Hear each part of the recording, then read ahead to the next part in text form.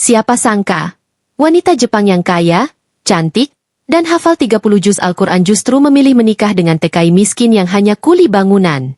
Tapi di balik keputusan itu, ada rahasia besar yang bikin semua orang menangis dan tertunduk malu. Sebelum lanjut ceritanya, jangan lupa tekan tombol subscribe, like, dan nyalakan lonceng notifikasi biar kamu nggak ketinggalan kisah inspiratif lainnya. Sore itu, langit Tokyo mulai berwarna jingga keemasan. Di balik jendela kaca gedung tinggi, seorang wanita muda berdiri diam memandangi langit. Hiroko Tanaka, 29 tahun, wanita Jepang berwajah lembut dengan mata coklat teduh dan hijab putih yang membingkai wajahnya dengan anggun. Di balik kesuksesannya sebagai CEO perusahaan teknologi ramah lingkungan, hatinya terasa kosong. Ia baru saja pulang dari pertemuan bisnis besar, namun pikirannya bukan tentang kontrak, melainkan tentang makna hidup. Sejak memeluk Islam 3 tahun lalu, Hiroko merasa menemukan cahaya yang selama ini hilang. Ia hafal 30 juz Al-Quran, namun tetap merasa ada yang belum sempurna. Ia ingin berbuat lebih banyak untuk sesama. Malam itu, ia menatap Al-Quran kecil di mejanya. Bibirnya bergetar lirih membaca. Fa aina tadhhabun? Maka kemanakah kamu akan pergi? Matanya basah. Ia sadar, mungkin sudah waktunya pergi ke tempat di mana imannya bisa diuji, bukan hanya diukur dengan harta dan status. Beberapa minggu kemudian, Hiroko menerima undangan untuk ikut proyek sosial membangun rumah yatim di Jawa Barat. Tanpa ragu, ia menandatangani surat keberangkatan. Pesawat mendarat di tanah yang berbeda, udara Indonesia terasa lembab namun hangat. Suara adzan maghrib menggema dari masjid dekat bandara. Hiroko menutup matanya, meresapi suara itu, hatinya bergetar. Di perjalanan menuju lokasi proyek, ia melihat anak-anak kecil berlari tanpa alas kaki di jalanan tanah. Namun wajah mereka bersinar bahagia. Kebahagiaan tidak butuh banyak, gumamnya dalam bahasa Jepang pelan. Hari itu, panas menyengat. Hiroko berjalan menyusuri area pembangunan rumah yatim di desa kecil. Di sana, para pekerja sedang mengangkat semen, memahat kayu, dan bercanda di sela keringat yang menetes. Pandangan Hiroko berhenti pada satu sosok lelaki sederhana. Rizal, 32 tahun, kulit sawo matang, wajah tegas namun ramah, mengenakan kaos lusuh, celana kerja berdebu, dan kopiah kecil di kepala. Ia bekerja tanpa banyak bicara. Namun setiap kali azan berkumandang, ia meletakkan alatnya, berwudhu, dan pergi ke masjid kecil di ujung proyek. Hiroko memperhatikannya dari jauh. Dalam hati ia berbisik, di negeri ini, aku belajar arti kesungguhan yang tak butuh kata-kata. Sore itu, Hiroko membawa air mineral untuk para pekerja. Ketika ia menyerahkan sebotol pada Rizal, lelaki itu menunduk sopan.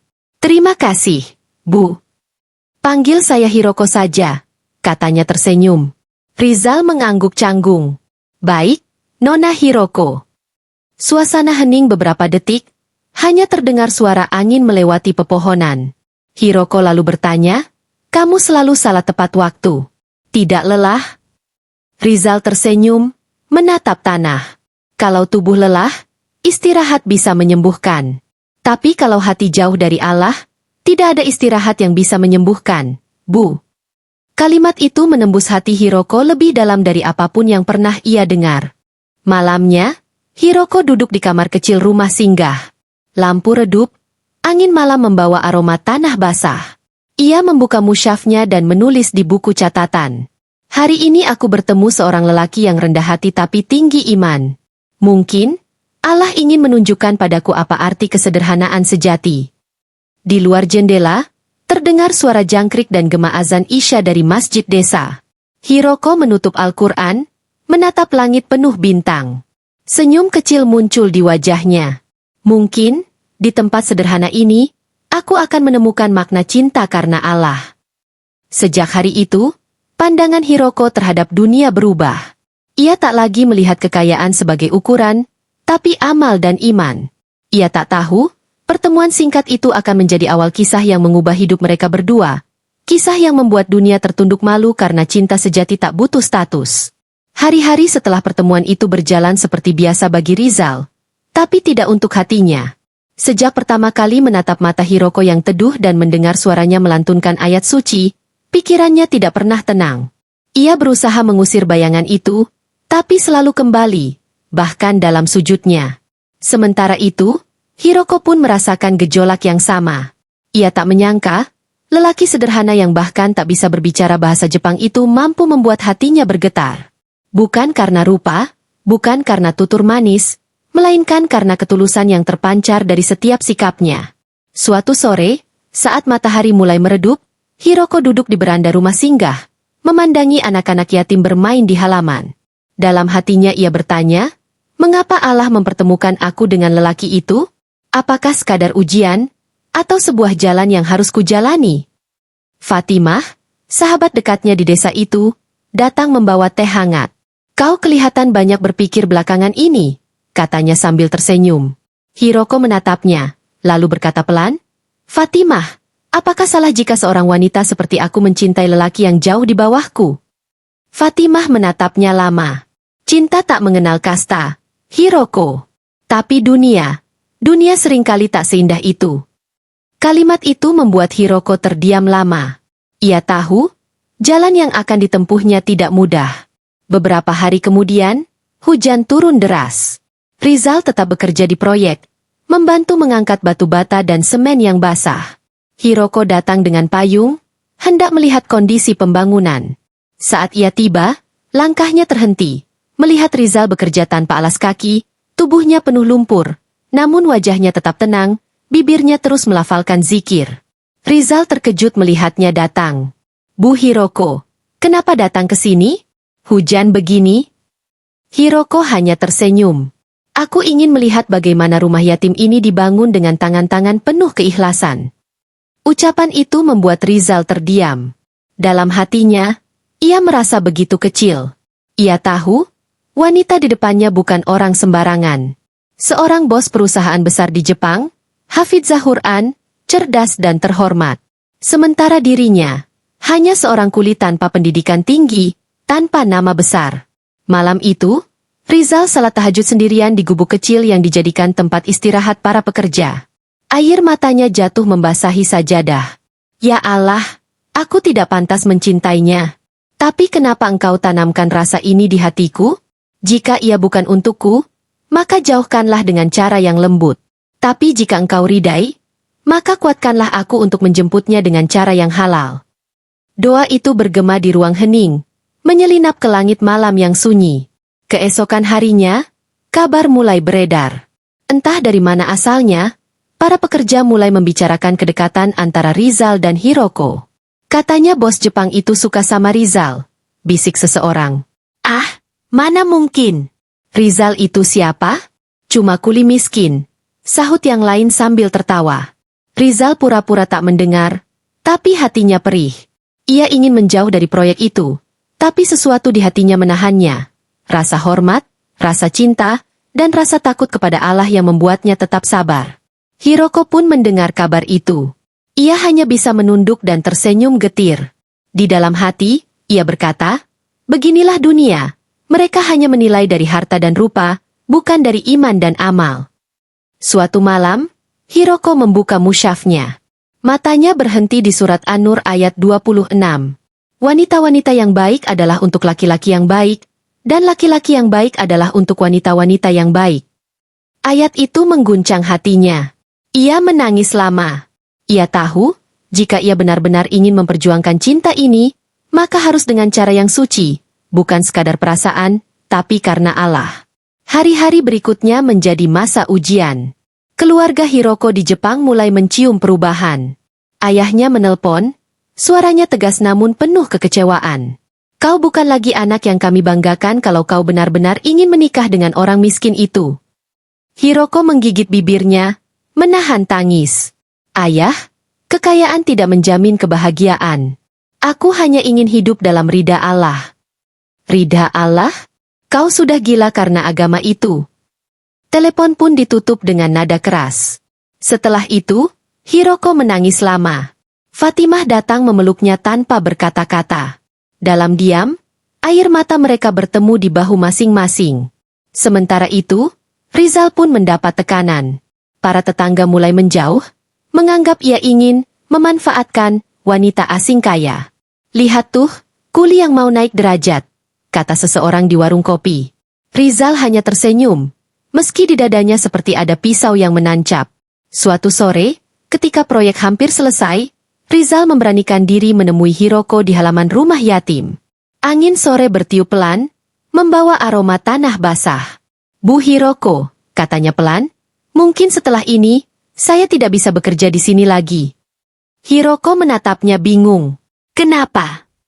Saya tak ingin nama ibu rusak karena saya. Orang-orang sudah bicara macam-macam. Hiroko terdiam, menatap mata Rizal yang jujur dan tulus. Rizal, apakah kau berpikir aku peduli pada omongan manusia? Rizal menunduk. Saya hanya takut. Ibu terluka karena saya. Yang membuatku terluka bukan karena mereka berbicara, tapi karena kau ingin pergi. Kata-kata itu mengguncang Rizal. Ia menatap Hiroko, tapi tak sanggup menjawab. Hatinya penuh dengan rasa haru dan takut sekaligus. Ia tahu, perasaan mereka bukan main-main, tapi dunia di sekitar mereka tak akan mudah menerima. Malam itu, Hiroko beristiharah lagi. Ia meminta petunjuk, apakah cintanya kepada Rizal adalah fitnah atau hidayah. Dalam mimpinya, ia melihat ayahnya, bukan ayah kandung, tapi sosok tua yang dulu menuntunnya mengenal Islam, berkata lembut. Jika hatimu tenang saat mengingatnya, dan jika imanmu tumbuh karenanya, maka itu bukan cinta yang salah. Hiroko terbangun dengan air mata yang menetes di pipinya. Dalam sujud panjang, ia berdoa, "Ya Allah, kuatkan aku. Jika dia adalah jalan menuju ridha MU, maka mudahkanlah. Jika tidak, maka buat aku ridha atas kehendak MU." Keesokan harinya, saat matahari mulai naik, Hiroko memutuskan sesuatu yang besar. Ia menulis sepucuk surat untuk ayah dan ibunya di Jepang, menjelaskan pilihannya. Ia menulis, "Aku tidak mencari harta, bukan juga keturunan. Aku hanya ingin menikah dengan orang yang bisa membimbingku ke surga. Rizal mungkin miskin di dunia, tapi kaya di akhirat. Jika kalian tak merestui, aku akan tetap menghormati. Tapi cintaku padanya akan tetap aku jaga dalam sujud." Surat itu dikirim dengan tangan gemetar. Ia tahu konsekuensinya berat. Mungkin keluarganya akan marah, mungkin mereka akan memutuskan hubungan. Tapi ia tak takut, karena di hatinya, ia hanya ingin satu hal, ridha Allah. Beberapa minggu berlalu, kabar dari Jepang tak kunjung datang. Namun di tengah ketidakpastian itu, Hiroko merasa tenang. Ia mulai terbiasa dengan ejekan, dengan cibiran, bahkan dengan pandangan sinis dari orang-orang sekitar. Semua itu tak lagi menyakitkan, karena ia sudah menemukan makna sabar. Rizal pun berubah. Ia menjadi lebih khusyuk, lebih rajin menolong, lebih berani menghadapi hinaan. Ia tak lagi memikirkan bagaimana dunia memandangnya, tapi bagaimana Allah menilainya. Dan di antara perjuangan itu, tumbuhlah rasa yang makin kuat. Bukan lagi cinta yang berlandaskan kagum, tapi cinta yang bersandar pada keimanan. Mereka tidak berjanji di bawah bintang, tidak saling berpegangan tangan, tapi saling mendoakan di sepertiga malam terakhir. Itulah cinta yang suci, cinta yang diuji, cinta yang tumbuh dalam diam namun berakar dalam iman. Dan tanpa mereka sadari, ujian itu bukanlah akhir, justru pintu menuju takdir yang akan mengubah hidup mereka selamanya. Malam itu, udara terasa lebih dingin dari biasanya. Langit gelap, tanpa bintang, hanya suara jangkrik dan desir angin yang melintas di antara pepohonan bambu. Di rumah kecil dekat proyek pembangunan rumah yatim, Hiroko duduk termenung di depan jendela.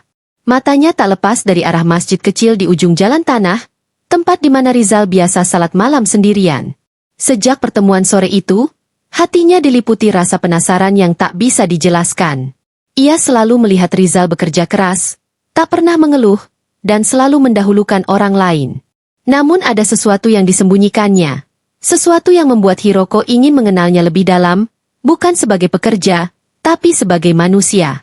"Fatimah," katanya pelan kepada sahabatnya, "kau mengenal Rizal sudah lama, bukan?" Fatimah menatapnya heran. "Lumayan lama. Kenapa?" "Aku ingin tahu, apa yang membuatnya begitu berbeda?" Fatimah terdiam sejenak, menatap keluar jendela sebelum menjawab. "Rizal itu bukan sekadar pekerja, Hiroko. Ia lelaki yang memikul banyak beban, tapi tak pernah meminta belas kasihan siapapun." Hiroko mendengarkan dengan saksama. Dulu, lanjut Fatimah, Rizal kehilangan orang tuanya di usia muda. Ayahnya meninggal karena kecelakaan di sawah, dan ibunya sakit keras hingga akhir hayatnya. Sejak saat itu, Rizal menanggung adik-adiknya, bahkan menafkahi anak-anak yatim di desa sebelah. Semua dari hasil keringatnya sendiri. Hiroko tertegun. Anak-anak yatim. Iya, jawab Fatimah. Setiap kali ia menerima gaji, separuhnya ia sisihkan untuk mereka. Ia bilang, harta yang benar-benar milikku hanyalah yang aku sedekahkan di jalan Allah. Kata-kata itu menancap dalam di hati Hiroko. Malam itu ia tak bisa tidur. Ia berulang kali teringat wajah Rizal yang sederhana, senyum yang tulus, dan kata-kata Fatimah tentang amalnya yang diam-diam.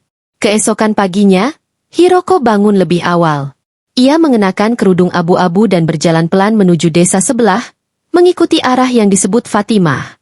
Udara pagi masih dingin, tapi langkahnya mantap. Setelah berjalan hampir setengah jam, ia tiba di sebuah rumah kecil yang dindingnya dari anyaman bambu. Dari dalam terdengar tawa anak-anak. Seorang anak perempuan kecil berlari keluar dan memandang Hiroko dengan mata berbinar. Sensei Hiroko. Hiroko terkejut. Kau mengenalku?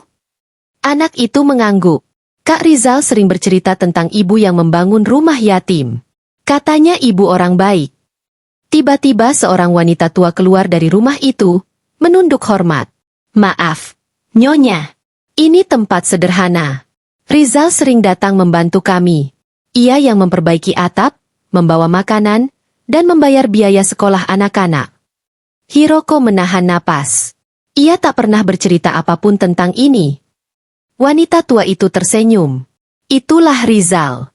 Ia selalu bilang, kebaikan yang sejati adalah yang tak perlu diumumkan. Hiroko merasa matanya panas. Ia menatap anak-anak di rumah itu.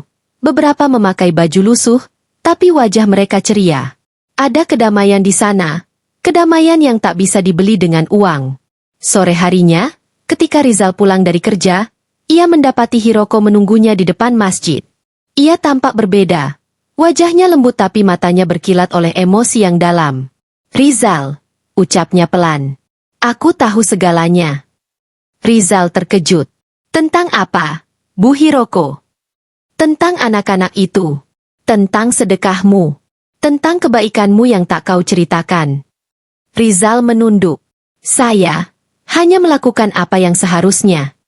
Tapi kenapa kau sembunyikan? Karena kalau saya ceritakan, mungkin saya tak akan ikhlas lagi, Bu. Hiroko terdiam lama. Angin sore berhembus lembut, membawa aroma tanah dan suara azan dari kejauhan. Rizal, katanya akhirnya, kau tahu, banyak orang yang menilai seseorang dari penampilannya. Aku pun dulu begitu. Tapi hari ini, aku belajar bahwa kemuliaan bukan di pakaian atau jabatan, tapi di hati yang bersih. Rizal hanya tersenyum kecil. Saya hanya ingin hidup sederhana, Bu. Dunia ini singkat. Kalau bisa bermanfaat sedikit saja, itu sudah cukup. Tidak, jawab Hiroko, suaranya bergetar. Kau bermanfaat lebih dari sekadar sedikit. Malam itu, Hiroko duduk sendirian di kamar, menatap Al-Quran yang terbuka di hadapannya. Ia membaca ayat demi ayat, lalu berhenti di surat Al-Insan. Dan mereka memberikan makanan yang disukainya kepada orang miskin, anak yatim, dan orang yang ditawan, seraya berkata, sesungguhnya kami memberi makan kepadamu hanyalah karena mengharap wajah Allah. Kami tidak menghendaki balasan darimu, dan tidak pula, ucapan, terima kasih. Air matanya jatuh tanpa ia sadari. Ya Allah, bisiknya, engkau pertemukan aku dengan hamba MU yang mencintai MU lebih dari dunia. Jika dia adalah ujian, aku akan sabar. Tapi jika dia adalah takdir, maka aku akan bersyukur. Keesokan harinya, Hiroko memutuskan untuk membantu Rizal tanpa sepengetahuannya. Ia mengirimkan bantuan ke rumah yatim yang Rizal bantu, membeli buku-buku baru, memperbaiki atap, dan menyediakan makanan bergizi untuk anak-anak. Tapi semuanya dilakukan diam-diam. Ia ingin merasakan manisnya berbuat tanpa terlihat, seperti yang dilakukan Rizal. Beberapa hari kemudian, Rizal datang ke rumah yatim itu dan terkejut melihat perbaikan di mana-mana. Ia bertanya kepada penjaga rumah, siapa yang melakukan semua ini? Penjaga itu menjawab, Kami tidak tahu, tapi ada seseorang yang mengirimkan bantuan tanpa nama. Rizal hanya tersenyum dan menatap langit. Mungkin Allah sedang mengajarkan aku bahwa kebaikan itu menular. Waktu berlalu. Hubungan mereka menjadi semakin dalam, meski tak pernah terucap dalam kata cinta. Hiroko mulai memahami makna ketulusan, sementara Rizal belajar arti keberanian. Mereka berdua berjalan di jalan yang sama, jalan iman yang sepi, tapi damai. Namun, kabar tentang kedekatan mereka kembali menyebar. Kali ini lebih luas. Beberapa orang mulai mencibir dengan lebih kejam. Dia pasti kasihan pada Rizal, kata seseorang. Ah, mana mungkin wanita Jepang kaya mau benar-benar serius dengan orang kampung, sambung yang lain. Rizal mendengarnya, tapi tak lagi bereaksi. Ia hanya menatap tanah sambil berzikir. Namun dalam hatinya, ia berjanji untuk membuktikan bahwa cintanya kepada Hiroko bukan karena status, tapi karena Allah. Suatu malam, setelah salat Isya, Rizal menulis surat pendek. Ia meletakkannya di depan rumah Hiroko, lalu pergi sebelum subuh. Surat itu hanya berisi satu kalimat. Jika Allah menakdirkan kita bertemu di jalan yang halal, maka aku akan datang bukan dengan tangan kosong, tapi dengan keyakinan. Hiroko menemukan surat itu keesokan paginya. Ia menggenggamnya erat. Air matanya jatuh ke atas tulisan tangan sederhana itu. Dalam hati ia tahu, cinta itu nyata. Cinta yang tidak lahir dari pandangan pertama, tapi dari amal, doa, dan kesabaran yang panjang. Malam-malam berikutnya terasa berbeda. Hiroko tak lagi gelisah. Ia sudah melihat siapa Rizal sebenarnya. Di balik kesederhanaannya, ada kemuliaan yang agung. Di balik diamnya, ada doa yang menembus langit. Dan tanpa mereka sadari, Allah sedang menyiapkan sesuatu yang lebih indah. Sesuatu yang akan membuat seluruh dunia menunduk malu karena pernah menilai cinta mereka dengan pandangan duniawi. Itu bukan akhir dari kisah mereka, melainkan awal dari takdir yang akan mengguncang banyak hati. Waktu berlalu perlahan, seperti aliran sungai di musim kemarau, tenang, tapi menyimpan arus yang dalam. Pembangunan rumah yatim sudah hampir selesai. Anak-anak yang dulu berlarian di tanah becek kini bisa bermain di halaman yang bersih dan beratap kokoh. Di tengah semua kesibukan itu, hubungan antara Hiroko dan Rizal semakin terasa dekat, meski keduanya tetap menjaga jarak. Mereka berbicara seperlunya, bertukar senyum sesekali, dan saling membantu tanpa banyak kata. Tapi diam di antara mereka menyimpan makna yang lebih dalam daripada 1000 kalimat cinta. Suatu sore, setelah pekerjaan hampir selesai, Rizal datang membawa sekeranjang buah. Ia menaruhnya di depan pintu rumah singgah tempat Hiroko tinggal. Untuk anak-anak, katanya singkat. Hiroko tersenyum lembut. Terima kasih, Rizal. Kau selalu datang membawa kebaikan. Rizal menggeleng. Saya hanya perantara. Kebaikan itu milik Allah. Jawabannya sederhana, tapi Hiroko terdiam lama. Setiap kali berbicara dengan Rizal, hatinya terasa seperti disentuh sesuatu yang menenangkan. Namun di balik ketenangan itu, ada badai yang mulai bergulung. Malam itu, Hiroko menerima panggilan dari Jepang. Di layar ponselnya, terpampang nama yang membuat jantungnya berdegup lebih cepat. Ayah. Dengan tangan gemetar, ia mengangkat panggilan itu. Hiroko, suara di seberang terdengar dingin. Kami sudah menerima suratmu. Apakah benar kau ingin menikah dengan lelaki miskin itu? Hiroko menarik napas dalam. Ayah, dia bukan hanya miskin di dunia. Ia kaya dalam iman dan akhlak. Aku yakin dia lelaki baik. Kau pikir iman bisa memberi makan? Kau pikir kebajikan bisa menggantikan kehormatan keluarga kita? Suara ayahnya meninggi. Ibunya pun ikut berbicara dengan nada sedih. Hiroko, kau anak tunggal kami. Kami ingin yang terbaik untukmu. Bagaimana kau bisa meninggalkan semua yang kami bangun? Karena kebahagiaan yang ayah dan ibu bangun bukan kebahagiaanku, jawab Hiroko pelan. Aku tidak meninggalkan kalian. Aku hanya mengikuti jalan yang membuatku dekat dengan Allah. Hening sejenak di seberang. Lalu suara ayahnya terdengar lirih, tapi tegas, seperti bilah pedang yang dingin. Kalau begitu, kau bukan lagi anak kami. Klik. Sambungan terputus. Hiroko terdiam, ponselnya terjatuh dari tangan. Air matanya mengalir deras tanpa suara. Ia sujud di lantai kayu, menahan tangis di dalam doa. Ya Allah, aku telah kehilangan dunia demi MU. Jangan biarkan aku kehilangan MU pula. Keesokan paginya, wajah Hiroko pucat. Fatimah datang membawa sarapan. Tapi melihat Hiroko hanya menatap kosong keluar jendela. Ada apa? Tanya Fatimah lembut. Hiroko menatapnya lemah. Ayahku mengusirku. Fatimah terdiam, lalu memeluknya erat. Sabar, Hiroko. Kadang, jalan menuju surga memang harus dilalui dengan kehilangan yang besar. Sementara itu, Rizal mendengar kabar itu dari para pekerja. Ia menatap tanah, hatinya seperti diremas. Ia tahu, cinta yang mereka perjuangkan kini semakin berat. Tapi justru disitulah ia sadar, jika ini jalan Allah, maka harus dihadapi dengan keyakinan. Malam harinya, Rizal kembali menunaikan salat tahajud.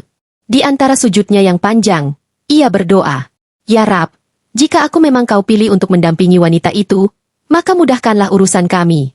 Tapi jika bukan, maka jadikan aku hamba yang ikhlas menerima takdir MU. Setelah berdoa, ia duduk lama di sajadah, menatap lampu minyak yang berkelap-kelip. Di hatinya, tumbuh tekad baru.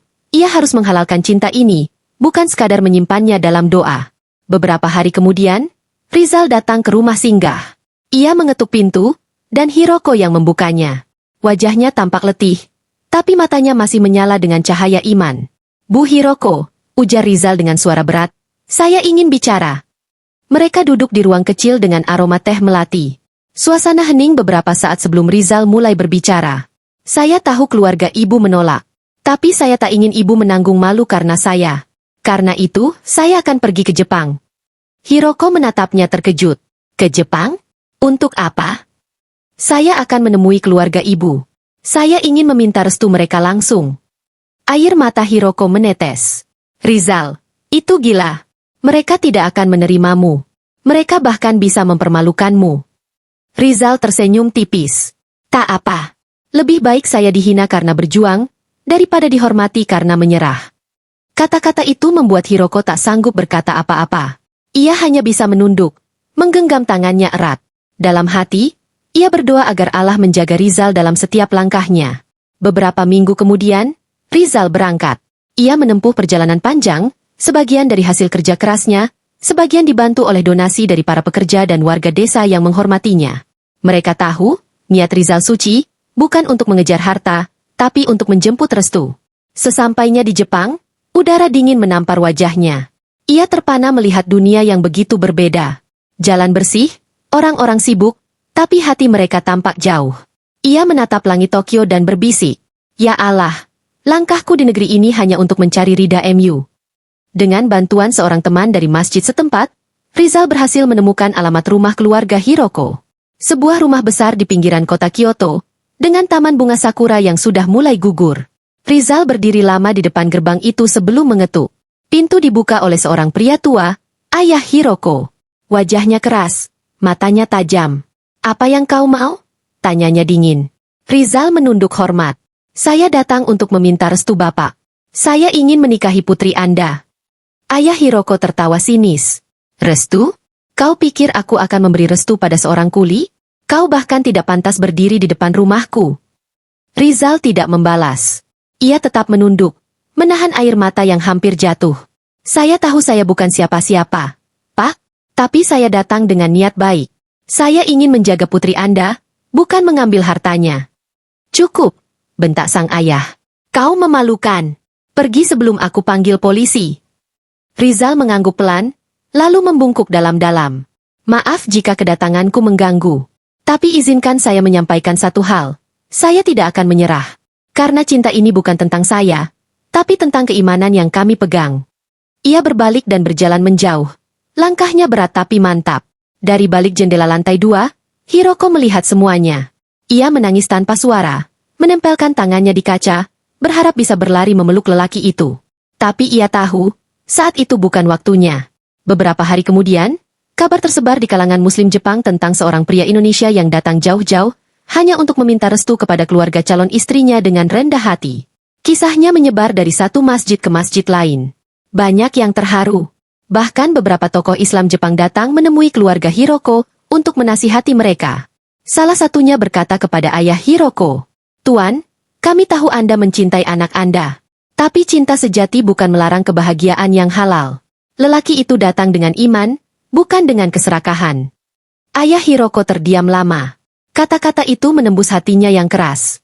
Malam itu, Ia duduk di taman sendirian, memandangi foto mendiang istrinya yang dulu sangat mencintai kedamaian. Ia berbisik lirih. Apakah aku terlalu sombong? Sayang? Apakah aku menolak kebaikan hanya karena mata dunia? Beberapa hari kemudian, Rizal menerima panggilan dari Hiroko. Rizal, suaranya bergetar di seberang telepon. Ayah ingin bertemu lagi. Rizal terdiam. Hatinya berdegup cepat. Apakah ini pertanda baik? Hiroko tersenyum sambil menahan tangis. Aku tidak tahu. Tapi setidaknya, ayah sudah mau membuka pintu. Rizal menatap langit sore Kyoto yang dipenuhi guguran bunga sakura. Ia menunduk dan berbisik dalam hati. Ya Allah, engkau yang membolak-balikan hati manusia. Jika ini restu yang kau janjikan, maka jadikan ia sempurna dalam waktu yang kau kehendaki. Dan di sanalah perjalanan cinta itu memasuki babak baru. Babak di mana restu yang tertunda mulai mengetuk. Perlahan tapi pasti, menandakan bahwa cinta yang berlandaskan iman tak akan pernah kalah oleh jarak, harta, atau perbedaan bangsa. Pagi itu, langit Kyoto berwarna keemasan. Udara musim semi terasa sejuk, disertai semerbak wangi bunga sakura yang gugur perlahan di udara. Di taman kecil di depan rumah keluarga Hiroko, dua sosok duduk berhadapan, Rizal dan ayah Hiroko. Tidak ada lagi amarah di wajah lelaki tua itu, hanya kesunyian yang berat. Rizal duduk menunduk, kedua tangannya menggenggam lututnya erat. Ia telah bersiap jika hari itu ia akan diusir kembali. Namun ia tidak menyesal, karena ia telah menempuh segala cara yang halal dan terhormat untuk menunjukkan kesungguhannya. Rizal, suara ayah Hiroko akhirnya terdengar. Pelan, tapi berwibawa. Aku mendengar tentangmu. Tentang apa yang kau lakukan di desamu. Tentang rumah yatim yang kau bantu bangun. Tentang kebaikan yang kau sembunyikan. Rizal menelan ludah, tak berani menatap langsung. Saya hanya melakukan apa yang seharusnya dilakukan seorang muslim, Tuan. Ayah Hiroko menatapnya lama, kemudian menghela napas berat. Dunia ini kejam, Nak. Aku kehilangan banyak hal demi kehormatan keluarga. Tapi setelah aku melihat caramu bersabar, aku sadar, kehormatan sejati bukan berasal dari harta, tapi dari hati yang bersih. Rizal mendongak, matanya berkaca-kaca. Tuan? Ayah Hiroko melanjutkan, aku tidak bisa langsung merestui kalian.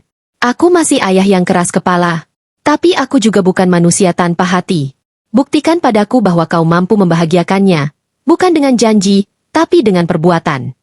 Rizal menunduk dalam, air mata jatuh di punggung tangannya. Insya Allah, saya akan membuktikan. Bukan untuk dunia, tapi agar Allah ridha kepada kami. Beberapa minggu kemudian, Rizal kembali ke Indonesia. Ia pulang dengan hati yang penuh tekad. Ia tahu restu itu belum sepenuhnya diberikan, tapi pintunya sudah terbuka sedikit. Ia harus berjuang lebih keras lagi. Setibanya di desanya, orang-orang menyambutnya dengan hangat. Mereka kagum pada kisahnya. Tak ada yang menyangka, lelaki kuli bangunan dari kampung kecil itu bisa berdiri di hadapan keluarga terhormat di Jepang dengan keberanian dan akhlak yang memukau. Namun Rizal tidak berubah. Ia tetap sederhana, tetap bekerja di proyek yang sama, tetap menolong anak-anak yatim seperti biasa. Tapi kini ada satu hal baru dalam dirinya, cahaya keyakinan yang makin kuat. Setiap malam, setelah salat tahajud, ia menulis surat untuk Hiroko. Surat-surat itu berisi doa, ayat-ayat, dan pengingat untuk tetap sabar. Ia tidak tahu apakah Hiroko sempat membacanya setiap hari, tapi ia menulis tanpa lelah, karena bagi Rizal, menulis adalah bentuk cinta yang paling suci, cinta dalam diam, cinta dalam doa. Sementara itu, di Jepang, Hiroko menjalani hari-harinya dengan keteguhan luar biasa. Ia masih menuntut ilmu agama, masih mengajar anak-anak muslim di Kyoto, dan setiap sore ia menulis catatan kecil di buku harian. Rizal mungkin jauh, tapi doanya terasa dekat. Aku tidak perlu menunggu dunia mengakui kami, cukup Allah yang tahu betapa kami berjuang. Ayah Hiroko, yang dulu menolak keras, kini mulai sering memperhatikan putrinya dari kejauhan. Ia melihat bagaimana Hiroko tidak lagi hidup dalam kemewahan, namun justru tampak lebih damai dari sebelumnya. Kadang, saat melihat putrinya tersenyum lembut setelah salat, hatinya bergetar. Apakah ini kebahagiaan yang sesungguhnya? Pikirnya diam-diam. Suatu malam, ayah Hiroko bermimpi. Dalam mimpinya, ia melihat dirinya berada di tengah padang luas yang terang. Di kejauhan, ada seorang lelaki muda berpakaian sederhana, berdiri di bawah pohon besar sambil tersenyum padanya. Lelaki itu berkata, "Terima kasih telah menjaga putrimu. Kini izinkan aku menjaga imannya." Ketika terbangun, napasnya tersengal, tapi hatinya hangat. Ia merasa itu bukan sekadar mimpi. Sejak malam itu, Sikapnya mulai berubah. Ia tak lagi marah setiap kali nama Rizal disebut. Ia mulai membaca buku tentang Islam, sesuatu yang dulu tak pernah ia lakukan. Waktu berjalan cepat. 2 tahun berlalu sejak Rizal meninggalkan Jepang. Hiroko dan ayahnya mulai sering berbincang dengan damai. Hingga suatu sore, sang ayah duduk di taman bersama putrinya dan berkata, "Hiroko, apakah lelaki itu masih menunggumu?" Hiroko tersenyum. "Aku tidak tahu, ayah. Tapi aku yakin, doanya masih mengelilingiku setiap malam." "Kalau begitu," kata sang ayah perlahan, "kau boleh memintanya datang lagi." Air mata Hiroko jatuh begitu saja. Ia menunduk di pangkuan ayahnya, menangis terisak. Dunia seakan berhenti sejenak. Restu itu akhirnya datang, meski setelah waktu yang panjang dan doa yang tak terhitung jumlahnya. Kabar itu sampai ke Indonesia beberapa minggu kemudian. Ketika Rizal membaca pesan dari Hiroko, tubuhnya bergetar. Ia tidak langsung bersorak, tidak melompat kegirangan, hanya bersujud lama sekali di lantai rumah kayunya yang sederhana. "Ya Allah," bisiknya dalam sujud, "Engkau telah buktikan bahwa tak ada yang mustahil bagi MU. Semua yang menunggu karena MU, tidak akan sia-sia." Beberapa bulan kemudian, Rizal berangkat ke Jepang lagi. Tapi kali ini, bukan sebagai tamu yang ditolak, melainkan sebagai calon menantu yang dinantikan. Pernikahan mereka diadakan dengan sederhana di sebuah masjid kecil di Kyoto. Hanya beberapa orang hadir, keluarga Hiroko, sahabat-sahabat Muslim Jepang, Fatimah yang datang dari Indonesia, dan beberapa anak yatim yang dulu mereka bantu. Hiroko mengenakan kimono putih dengan jilbab lembut di kepala, sementara Rizal memakai baju koko abu-abu dan peci hitam. Saat ijab kabul terucap, suara Rizal bergetar tapi mantap. "Saya terima nikahnya Hiroko binti Tanaka dengan mas kawin cincin dan sepotong ayat suci Al-Quran, tunai." Masjid hening sejenak, lalu tangis haru pecah di mana-mana. Ayah Hiroko menunduk, air mata menetes di pipinya. Ia menatap menantunya dan berkata lirih, "Kau lelaki yang membuatku belajar tentang arti kemuliaan." Rizal mencium tangannya dengan penuh hormat. "Terima kasih, ayah. Saya akan menjaga Hiroko sampai akhir hayat saya." Setelah pernikahan, Rizal dan Hiroko memutuskan untuk tinggal di Indonesia, melanjutkan pembangunan sekolah dan rumah yatim yang dulu menjadi saksi awal kisah mereka. Orang-orang di desa tertegun melihat wanita Jepang itu memakai hijab, tersenyum ramah sambil mengajar anak-anak mengaji. Beberapa dari mereka berbisik, "Dulu kita menertawakan Rizal karena mencintai wanita itu. Sekarang, lihatlah, mereka menjadi inspirasi dunia." Hiroko hanya tersenyum setiap kali mendengar bisikan itu. Ia tidak menyimpan dendam sedikit pun. Baginya, semua ejekan dulu hanyalah jalan agar ia dan Rizal belajar makna sabar. Rizal pun tetap sederhana. Ia tidak berubah menjadi sombong. Setiap kali ada yang memujinya, ia hanya berkata, "Saya bukan siapa-siapa. Semua ini karena doa dan keteguhan hati seorang wanita yang memilih Allah di atas dunia." Tahun-tahun berlalu. Nama mereka mulai dikenal luas, bukan karena kemewahan, tapi karena kisah cinta yang menggetarkan iman. Wartawan dari berbagai negara datang meliput, menulis judul berita. "Bos wanita Jepang penghafal Quran menikahi kuli miskin Indonesia, dunia menunduk kagum." Namun bagi Rizal dan Hiroko, sorotan dunia itu tak penting. Mereka tetap hidup sederhana, menanam sayur di halaman, mengajar anak yatim, dan setiap malam membaca Quran bersama di bawah cahaya lampu minyak, seperti dulu. Suatu malam, ketika hujan turun rintik, Hiroko menatap suaminya dan berkata pelan, "Rizal, ingatkah kau saat kita pertama kali bertemu di bawah hujan?" Rizal tersenyum. "Ingat, saat itu aku takut menatapmu. Dan sekarang? Sekarang aku takut kehilanganmu di surga nanti." Hiroko tertawa kecil, lalu memeluknya dengan lembut. "Kalau begitu, bimbing aku agar kita tak berpisah di sana." Malam itu, mereka salat berjamaah, berdoa panjang dalam sujud yang sama. Tak ada lagi kesedihan, tak ada lagi perbedaan, hanya dua hati yang menyatu dalam cinta karena Allah. Dan dunia, yang dulu menertawakan mereka, kini hanya bisa tertunduk malu, karena cinta yang mereka anggap mustahil, ternyata justru menjadi bukti bahwa iman bisa menembus batas bangsa, bahasa, dan status. Sebuah kisah yang dimulai dari kehinaan, berakhir dengan kemuliaan. Dari air mata menjadi doa, dari ujian menjadi berkah, dari manusia biasa menjadi teladan cinta sejati.